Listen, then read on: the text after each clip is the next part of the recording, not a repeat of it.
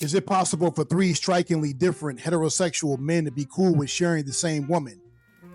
Before we enjoy this meal, I'd like to know whose brilliant idea this was. Who invited you? And who invited you? I invited all you fools. You were gonna meet sooner or later, so why let it be an accident? That is the plot for Spike Lee's debut film, She's Gotta Have It, released in 1986. With this being its 40th anniversary, She's Gotta Have It asked the question, will three men share the same woman as their serious girlfriend, or is she just a cuddy buddy for passing the time?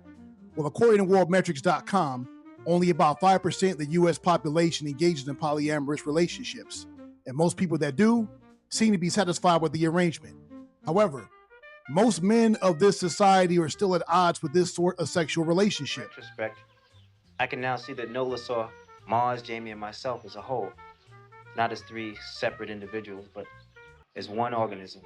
Three-headed, six-armed, six-legged, three-penis monster.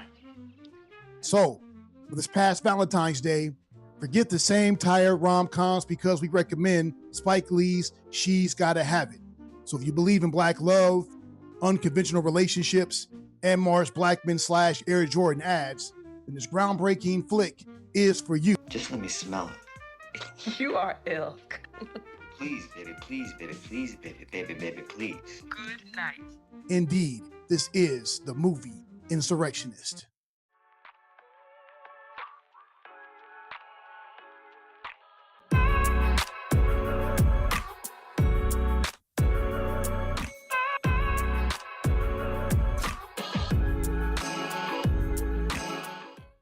What's up, family? Welcome back to the channel. This is your host, Rashad, and welcome to the movie Insurrectionist.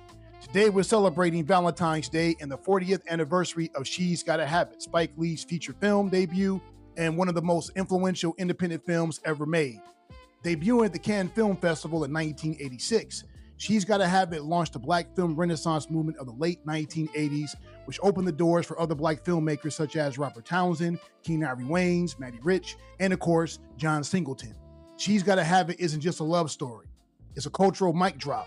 It gives a cinematic middle finger to Hollywood's norms and proof that Black cinema didn't need permission to be bold, sexy, and intelligent. She's Gotta Have It centers on Nola Darling, a confident, creative Black woman living in Brooklyn who's juggling relationships with three very different men. Jamie, the emotionally intense husband material, Mars Blackman, who's loud, funny, insecure, and unforgettable, and Greer, a rich, arrogant, pretty boy who's allergic to self-reflection. Instead of choosing one, Nola chooses herself by having an open relationship with all of them, and that decision sends everyone spiraling. Shot in raw black and white, this film blends direct-to-camera confessionals, humor, sex politics, and jazz rhythms to tell a story that felt dangerously honest in 1986 and still feels provocative even for today. Before we move any further, please do us a favor by showing support for this channel by pressing the like button, press the subscribe button, and drop a comment to answer the following question. Would you engage in a polyamorous relationship? Also, if you get a chance, send this review to three people who all think they're exclusively dating you and ask them if they would engage in a polyamorous relationship. Now, let's get back to the review. Spike Lee didn't make a safe movie. He made a provocative one. She's Gotta Have It was never meant to be comfortable. It was meant to spark a conversation about sexuality, gender roles, and how society polices women's bodies. According to my research, most men still reject polyamorous relationships and want sexual exclusivity with their girlfriend, wife, or partner, despite this film being released 40 years ago. Today, we have sites like Instagram and OnlyFans where you see modern women perhaps being more sexually liberated than ever. However, it doesn't negate the fact that most men still prefer their wives and mothers of their children to have some modesty when it pertains to sharing sexual favors. This film matters because it reignited Black cinema. On a budget of $175,000, She's Gotta Have It grossed $21 million worldwide. After the 70s blaxploitation era faded, Hollywood basically decided Black-themed films were too risky. Then Spike Lee came along with a low-budget, Brooklyn-located film with unknown actors and a story nobody asked permission to tell, and it worked. And without this film, There is no modern black indie movement, no cultural lane for black filmmakers who followed, no Tisha Campbell, no J-Lo, no Rosie Perez, no Gus Fring, no Jim Carrey, no Martin Lawrence, no Jamie Foxx, no Sam Jackson playing Mace Windu, Nick Fury, or Jules Winfield. All these people are connected to the success of She's Gotta Have It because Hollywood began to reinvest in black-themed content because of its profitability.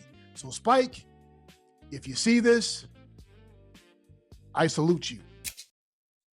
For She's Gotta Have It, I give it 5 out of 5 stars and a B1 fist. Thank you for watching us at the Movie Insurrectionist. Please like the video, subscribe to the channel, and share it with your people. If you enjoyed this content, also check us out on TikTok and X and watch the review of Glory, where my FBA brother Denzel Washington tells Morgan Freeman his iconic catchphrase, "Get your hands off me." I think you'll enjoy it. And remember, theatrical release will never be televised. Take care.